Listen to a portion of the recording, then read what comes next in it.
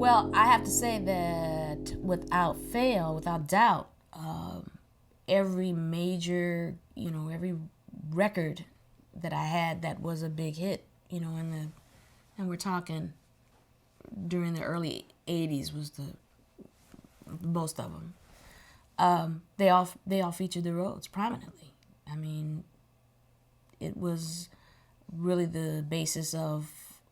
It became the basis of the kind of sound that I wanted to have, because I have a classical background, jazz background, funk background. I do all of these different things, and I think the hybrid of these and the mix of these languages is what my brand of dance music or R&B or whatever you want to call it was at the time that it came out. In other words, by the time I had the hit song "Forget Me Nots," I had already been playing, for most of my life. First of all, so I had a lot of vocabulary to draw from, and then certainly learning to play jazz, and being a part of that movement, and growing up listening to Prokofiev, Stevie Wonder, Miles Davis, John Coltrane, and the Rolling Stones, all at the same time. You can imagine, the kind of information and bits and pieces of information that have fed the tapestry of what was ultimately to become what I do. And it's always there. So the Rhodes was a big part of that, because that was a part of the kind of sound I was hearing in the music that I grew up on. A lot of it featured, the Rhodes. So that was part of my thing. So this is one of the ads. Obviously Rhodes was a new instrument.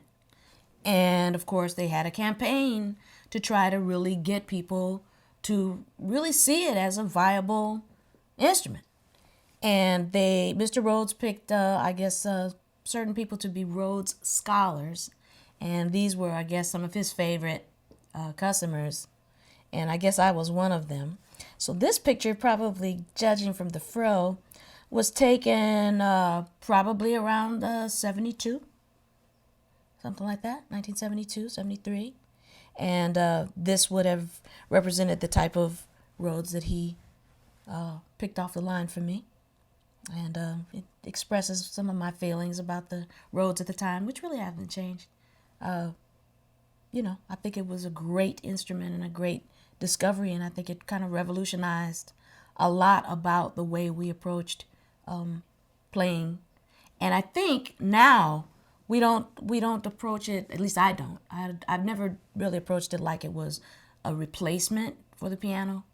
Obviously, its portability and stuff like that made it attractive for that purpose. But I think after we got away from that, we started looking at it as a sound in and of itself.